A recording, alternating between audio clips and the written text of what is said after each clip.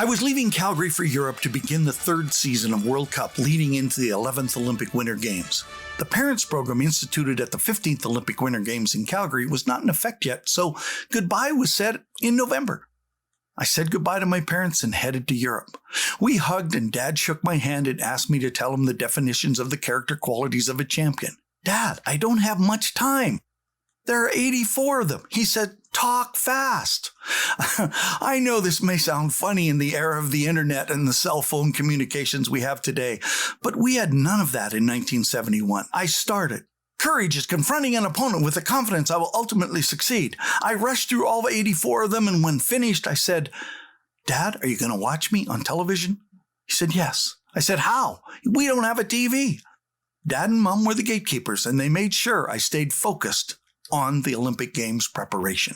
I'm Jungle Jim Hunter, and you're listening to 831 Living Your Best Life podcast, where we inspire participation, communicate precision, and empower performers to podium. And I hope that you will tell your friends and relatives and coworkers to go to their favorite podcast provider, junglejimhunter.com or YouTube, and subscribe, download, click on like, and rate and review us. And I hope you'll become an 831er, somebody who lives their best life because you were inspired from this podcast to live your best life.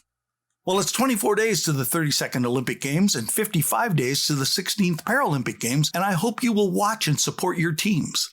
I had 2 full seasons racing in Europe, and I had gone from 169th when I started racing my first race to first. But when I raced in the first World Cup race 2 years earlier in Val d'Isère, I finished 141st and started the climb all over again from 141 to 1. I had climbed to the top 20 results, and in order to be on the podium in Sapporo, I needed a top 10 and then a top 5 result. At the first downhill in St. Moritz in Switzerland, I finished 9th. I had my top 10. I pushed every race, and in Val d'Isère the next week, I had a 4th place finish in the second run of Giant Slalom, so I had my top 5. I knew now I was in the running. Being on the podium was possible. Olympians in games preparation are usually in competitions leading right up to the games and jockeying for perspective on where they have opportunities to capitalize on their best possible finish. You hear it said all the time that you treat it like any other event so nothing will affect you. But the Olympic Games are unlike any other event and any previous games you've been in because there's always something new. Athletes are competing whenever there is an event right now, still trying to figure out where they are in relationship to their competition and their preparation.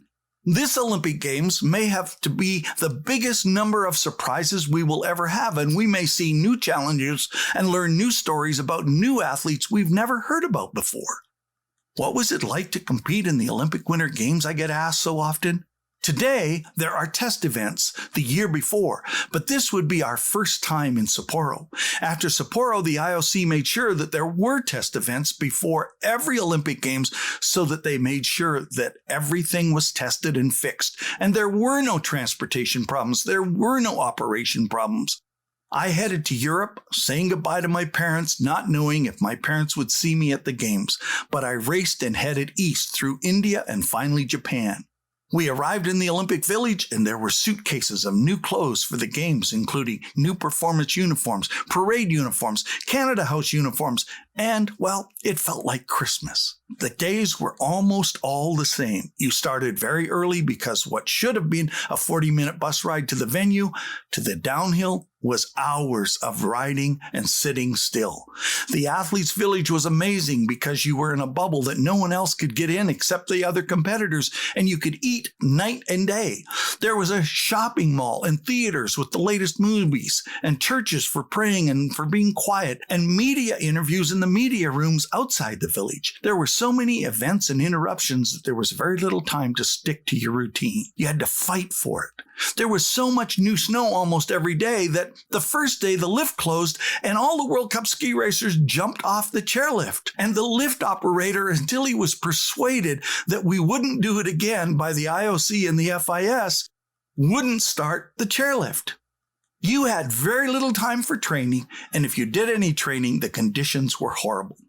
Because the downhill is the first day after the opening ceremonies, you are there days in advance of the game's opening ceremonies, and we needed every day because the course prep was not adequate. At best, it was just done in time every day, and the Japanese workers removed the snow by driving large stakes and placing aluminum sheets 3 meters wide on an angle towards the trees and then pushed the snow into them. The snow would just whip into the trees, but it got the course clean. But it took all day, and then we would have one run in the afternoon. Farming is the same as ski racing, by the way. Yeah, we have breakdowns, delays, and weather problems, and we have to contend with all of this, so I felt right at home. It was going to be a great Olympic Games in my mind. I wondered, will my parents watch me? When I get home after the games, there was no TV in the house, so I doubted it. Dad and Mom knew enough that I knew they watched me, but how? I didn't know until weeks later I insisted that Mom tell me what happened. And she said after the plane pulled away, he went over to the payphones, went through the yellow pages in the electronics section and started going through page after page till he found one that had what he wanted and he ripped the page out. Then a week before the Olympics, he bought a TV. He set it up, he made sure it worked, and we watched the games. Then the day after the Olympics, he took it back. She reached on top of the fridge and pulled down the yellow page and handed it to me.